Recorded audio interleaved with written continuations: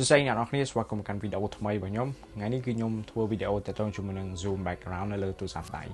ដែលជាសំណូមពររបស់ fan មួយចំនួនដែលគាត់បានផ្ញើសារមកខ្ញុំជាច្រើន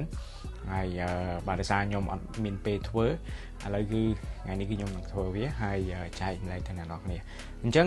ទាក់ទងជាមួយនឹង Zoom background នៅលើទូរស័ព្ទដៃមួយចំនួនគឺអត់មានទេគឺដោយសារតែទូរស័ព្ទដៃហ្នឹងអាចនិយាយបានថា performance របស់វាគឺនៅ still អាចនិយាយបានថានៅខ្សោយដូច្នេះហើយ Zoom ក្រុមហ៊ុន Zoom គេបានដកអាហ្នឹងចេញកុំឲ្យមានបញ្ហាតែតងជាមួយនឹង crash ពេលដែលយើងប្រើហើយយើងដាក់ background ទៀតវាអាចនឹងធ្វើឲ្យ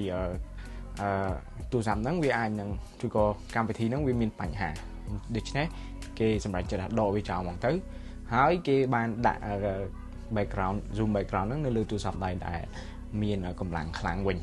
បាទអញ្ចឹងបើសិនជាយើងប្រើទូរស័ព្ទដៃដែលអត់មាន Zoom background តែយើងត្រូវធ្វើដូចម្ដេចជានៅក្នុងវីដេអូនេះផងដែរគឺខ្ញុំយកទូរស័ព្ទដៃ iPhone 6s ដែលវាជាទូរស័ព្ទដៃរៀងចាស់ដែរហើយយកមកបង្ហាញអ្នកនរគ្នាថាតើដើម្បីដាក់ Zoom background បានយើងគួរតែធ្វើយ៉ាងម៉េចសូមបញ្ជាក់ផងដែរគឺវិធីដាក់ Zoom background គឺមានតែមួយគត់បាទតោះឥឡូវគឺយើងទៅមើលទាំងអស់គ្នាថាយើងត្រូវដាក់ម៉េចអូខេឥឡូវឧទាហរណ៍ខ្ញុំបានចូលហើយអ្នកនរគ្នាឃើញហើយគឺនៅក្នុង participant គឺមានឈ្មោះខ្ញុំហើយមួយទៀតខ្ញុំដាក់ iPhone 6s មកអញ្ចឹងនៅលើទូរស័ព្ទដៃ iPhone 6s គឺនៅពេលដែលយើងចូលមកគឺអត់មានពាក្យថា background នេះឬក៏ virtual background អញ្ចឹងមានន័យថាយើងអាចដូរផ្ទៃខាងក្រោយរបស់យើងបាននេះអញ្ចឹងនៅពេលដែលខ្ញុំបើក start video គឺដូចអ្នកនរគ្នាឃើញហើយគឺខាងក្រោយគឺធម្មតា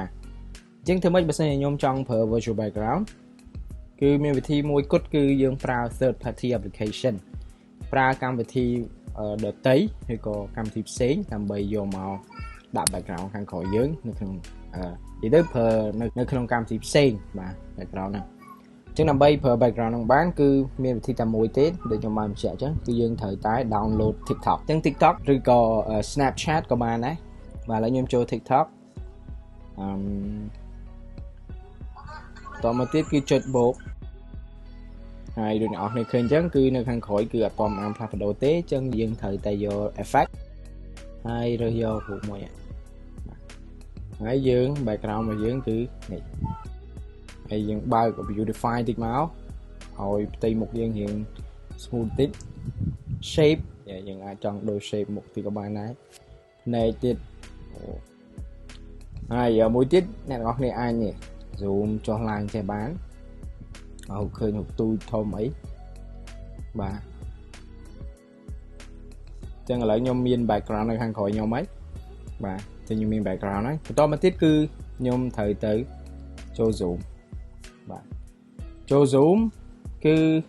យើងចុចពាក្យថា share content ហើយយើង share screen បាទហើយ make sure ថា zoom នេះគឺ tick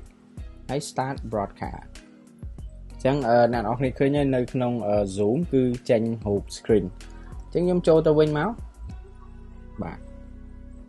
ឃើញទេអញ្ចឹងខ្ញុំអាចប្រើ background ខាងក្រោយបានបាទអ្វីដែលយើងអាចធ្វើបានគឺមានតែប៉ុណ្្នឹងទេអ្នកទាំងអស់គ្នាអញ្ចឹងវារៀងច្រើនតិចប៉ុន្តែយើងអាចប្រើប្រាស់បានអញ្ចឹងរូបខាងក្រោយហ្នឹងយើងចង់ដាក់រូបអីក៏បានដែរករណីថាអ្នកគ្រូឬក៏លោកគ្រូគាត់បង្ខំគេថាអេបងអូនត្រូវតែបើកកាមេរ៉ាអូខេហើយអ្នកទាំងអស់គ្នាអត់ចង់ឲ្យគេឃើញបន្ទប់ឬក៏ឃើញទូឃើញអីឬក៏នៅក្នុងផ្ទះរបស់យើងបាទហ្នឹងយើងអាចធ្វើតាមនឹងបានអញ្ចឹងមានតែវិធីហ្នឹងមួយទេអ្នកនរគ្នាមួយទៀត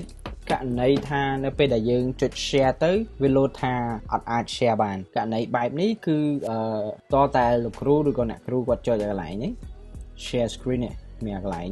ព្រួយឡើងលើនេះហើយយកពាក្យថា multiple participants can share simultaneously នេះយកអាទី2ហ្នឹងមានន័យថាគ្រប់គ្នាអាច share បានហើយអាច share screen មកញ៉ៃអញ្ចឹងយើងបកមកវិញគឺយើងបដូរ background ដោយប្រើប្រាស់ third party application ហើយយើង share screen វិញបាទហ្នឹងនិយាយរួមនិយាយឲ្យខ្លីហើយនេះគឺជាវិធីតែមួយគត់ដែលយើងអាចធ្វើបានព្រោះដោយសារតែ Zoom គឺគេដកអា feature ហ្នឹងចេញអញ្ចឹងយើងអាចធ្វើឲ្យបានទេព្រោះធម្មតា developer គេ